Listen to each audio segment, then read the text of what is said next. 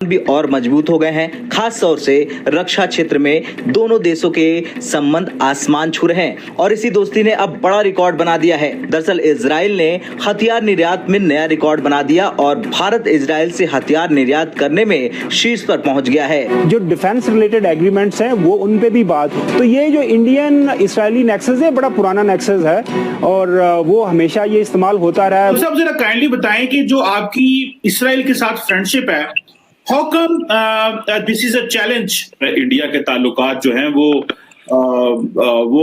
दहाइयों पे फैले हुए हैं, वो कोई नए ताल्लुकात नहीं है। भारत भी इजराइल को सपोर्ट कर तो ये पुरानी बड़ी ख्वाहिश है दोनों ममालिक की। अब चूंकि अब मोदी आ गया है, एक्सट्रीमिस्ट माइंडसेट इधर भी आ गया है, इसराइलीज तो आपको पता है ऑलरेडी उनका एक टिल्ट रहा है। तो ये जो नेक्सस है, ये जो कुर्बतें अब बढ़ रही हैं, ये जो अब दोस्ती है इनके दरमियान आहिस्ता आहिस्ता ज्यादा मजबूत होने जा रही है, तो वो उसका एक टारगेट पाकिस्तान है। जो इसराइल और इंडिया का जो एग्रीमेंट हुआ है जिसपे एंटी टेररिज्म और उसके ऊपर जो काम हो रहा है वो क्या है और किस तरह से जो है वो पाकिस्तान भी उससे कोई फायदा उठा सकता है, कुछ सीखा जा सकता है। लेकिन पाकिस्तान में हमेशा इसराइल को एक नेगेटिव फोर्स समझा गया है, नॉट प्राइमरीली फॉर पैलेस्टाइन, लेकिन इसलिए कि इसराइल जो है वो इंडिया के बहुत करीब है। तो और हमारे यहाँ पे ये भी पर्सपेक्टिव कंसेप्ट चलता रहा है और वो ये है कि इंडिया और इसराइल मिलकर पाकिस्तान की न्यूक्लियर इंस्टॉलेशन पे हमला करना चाहते हैं। पिछले 5 साल में इजरायली हथियारों का निर्यात दोगुना हो चुका है। यही नहीं, पिछले 3 साल में इजरायली हथियारों का निर्यात लगातार रिकॉर्ड बना रहा है। इजरायली रक्षा मंत्रालय ने बताया कि ये इजराइल का अब तक का सबसे ज्यादा हथियार निर्यात। जय हिंद दोस्तों, एक बात तो क्लियर हो गया पूरा का पूरा, अगर इस्लामिक देश भी आपस में मिल भी गए तो शायद इजराइल का बाल भी बाका ना हो। ऐसा इसलिए मैं कह रहा हूँ क्योंकि दोस्तों इजराइल जो है, ऐसा इसलिए मैं कह रहा हूँ क्योंकि इजराइल जो है अभी युद्ध में लगा हुआ है। कम से कम 5-6 महीने से इजराइल युद्ध में लगा हुआ है। लेकिन दोस्तों इसके बाद भी इजराइल ने साउथ एशिया को सबसे ज़्यादा वेपन सप्लाई किए हैं और रिकॉर्ड पिछले 4 सालों में सबसे ज़्यादा इजराइल ने 2024 में अभी तक सप्लाई किया है। आप इसी से अंदाज़ा लगा सकते हैं। वेपन सेल करने में सबसे ज़्यादा जो साथ दिया है वो भारत है इजराइल का, और शायद यही एहसान है जो भारत का इजराइल नहीं भूलेगा, क्योंकि मुस्लिम कंट्री इस समय इजराइल से हथियार नहीं खरीद रहे हैं। भारत ने सबसे ज़्यादा हथियार खरीदे हैं इजराइल से। इसके बाद म्यांमार ने खरीदा है, फिलीपींस वगैरह ने भी थोड़ा थोड़ा खरीदा है, ताइवान वगैरह और यूरोप के देशों ने खरीदा है। भारत ने सबसे ज़्यादा वेपन खरीदा है इजराइल से इस मुश्किल समय में। हालांकि इजराइल ने बदले में भारत ने भी बहुत ज़्यादा गोला बारूद, रॉ मटेरियल इजराइल को भेजा है। इसमें गोला बारूद ये सब चीज़ें, इसी सब को लेकर पाकिस्तान समेत बहुत सारे मुस्लिम देश इजराइल से जले हुए हैं कि इस युद्ध में भी भारत से बहुत ज़्यादा भारत ने हथियार खरीदे हैं इजराइल से। क्यों ना भारत और इजराइल साथ दें, क्योंकि दोनों के बीच में समझौता हुआ है कि कुछ भी अगर हो तो दोनों के बीच साझेदारी और सप्लाई चलेगी। लेकिन खावर साहब, अगर यहाँ देखा जाए तो कश्मीर में और पैलेस्टीन में जो इंडिया की पॉलिसी है और वहाँ जो इजराइल की पॉलिसी है बड़ी सिमिलर है, बहुत सिमिलैरिटीज है। और सुना ये गया है कि ये बड़े तस्दीक शुदा जराए से बताया जाता है कि इंडिया ने इजराइल की पॉलिसी अडॉप्ट की कश्मीर में। ये मुलाकातें कहने को तो बज़ाहिर एग्रीकल्चर के लिए हैं, बज़ाहिर ये चीज़ें आगे लेकर जाने के लिए। आपको लगता है कि सिर्फ एक फसाद रखा जा रहा है और पीछे कुछ और होगा?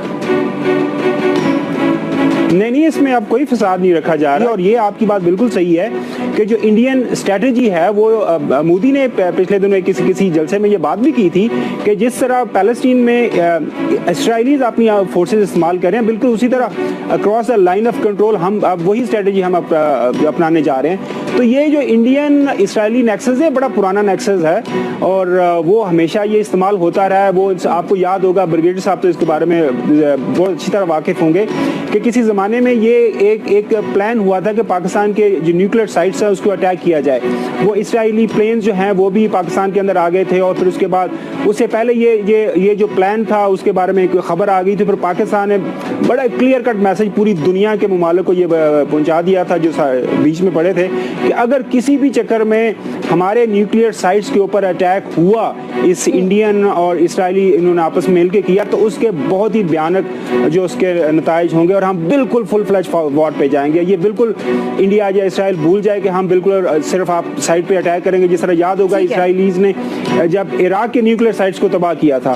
तो ये पुरानी बड़ी ख्वाहिश है दोनों ममालिक की। अब चूंकि अब मोदी आ गया है, एक्सट्रीमिस्ट माइंडसेट इधर भी आ गया है, इसराइलीज तो आपको पता है ऑलरेडी उनका एक टिल्ट रहा है।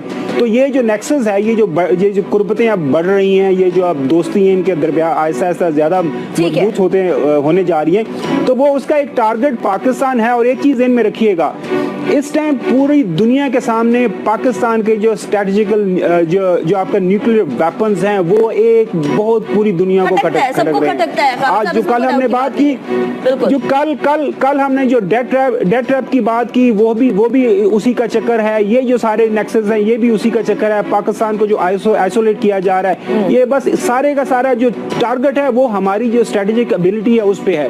अभी देखना है कि हमारा मुल्क, हमारी गवर्नमेंट किस तरह उसको इफेक्टिवली हैंडल करते हैं। ठीक है गजनफर साहब, नाउ कंसिडरिंग एक ऐसा मुल्क जिससे पाकिस्तान के डिप्लोमेटिक रिलेशनशिप्स नहीं है, जिससे शायद खुफिया तौर पर कोई एक आधी मुलाकात तो हमारे फॉरेन मिनिस्टर्स की हुई हो किसी मसले के ऊपर, लेकिन फॉर्मली कोई डिप्लोमेटिक टाइज नहीं है उसके।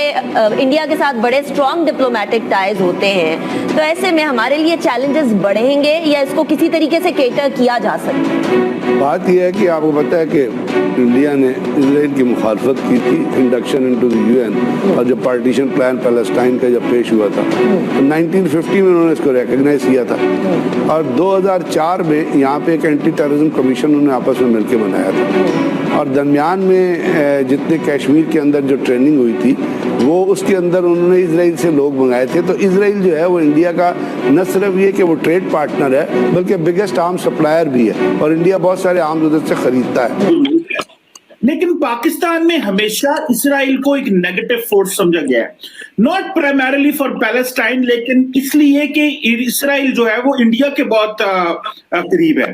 तो और हमारे यहाँ पे ये भी पर्सपेक्टिव कंसेप्ट चलता रहा है, और वो ये है कि इंडिया और इसराइल मिलके पाकिस्तान की न्यूक्लियर इंस्टॉलेशन पे हमला करना चाहते हैं।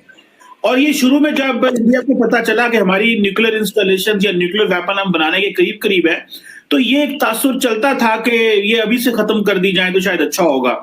तो अक्सर इसमें पाकिस्तान में बहुत लिटरेचर लिखा गया, बहुत पढ़ा गया, लिखा गया, लोगों ने बात की।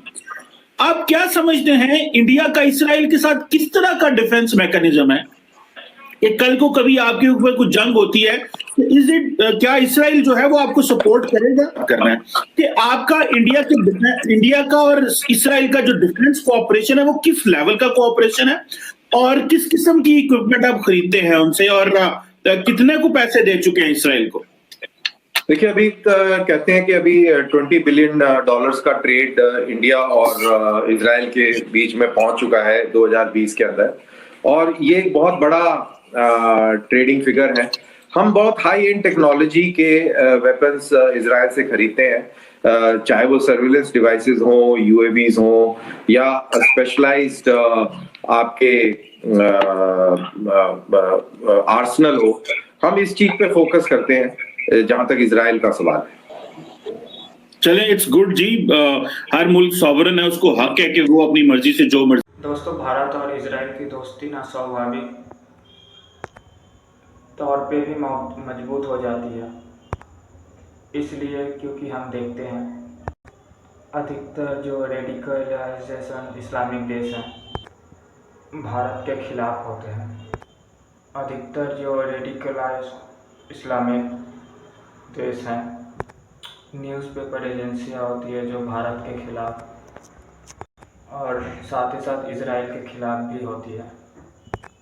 जब दुश्मन एक है तो दोस्त ऐसे भी बन जाते हैं।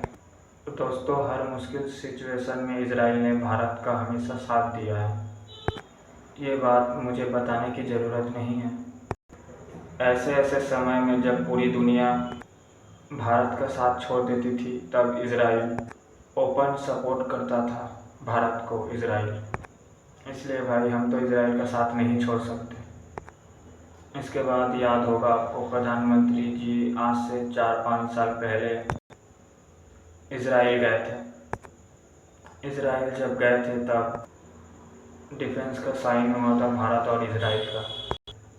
इजराइल और भारत के बीच में ये शर्त था कि जंग के बीच में अनकंडीशनल रूप से भारत या इजराइल दोनों साथ देंगे एक दूसरे के। अगर भारत में जंग होता है तो हर मुमकिन सहायता इजराइल करेगा, और यदि इजराइल में जंग होता है तो भारत हर मुमकिन सहायता इजराइल को करेगा। जो भारत कर रहा है, जैसे कि हथियार खरीद रहा है, लिमिटेड सहायता भारत कर रहा है इजराइल को, और रॉ मटेरियल्स जैसे गोला बारूद, असला जैसे भारत इजराइल को दे रहा है। वो सब भारत इजराइल को दे रहा है। तो जय हिंद, जय भारत।